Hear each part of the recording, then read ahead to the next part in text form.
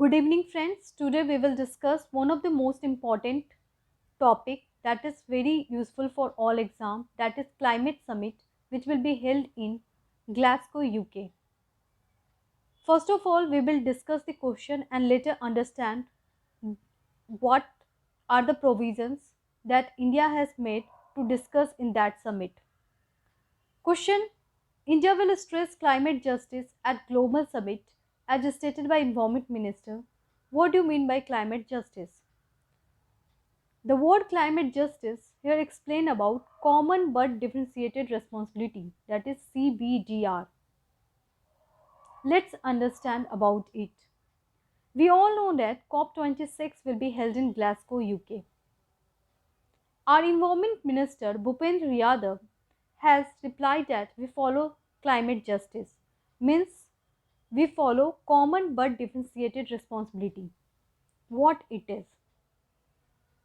As we know that from the history, we are not responsible to create pollution. Developed nations are responsible to create pollution. So, the burden of historical pollution could not be put on India. And in this regard, Bhupendra Yadav has suggested about climate justice. And the global pressure could not be put on India to adopt net zero emission. As we know that the whole world is discussing about net zero emission date. For example, the US has declared 2050 as net zero emission date. That US will reduce climate to net zero by 2050. Similarly, European Union has announced 2050 as the date to reduce carbon emission by zero. As far as China is concerned, the China replied that it will reduce net zero emission by 2060. As far as India is concerned, India could not want to declare any date and also emphasis on no pressure to adopt net zero emission. But the developed countries forced India, as India is the third largest emitter of carbon. Okay, the first one is USA, second is China, but India is the third one, and that's why they pressurize India to adopt net zero time era.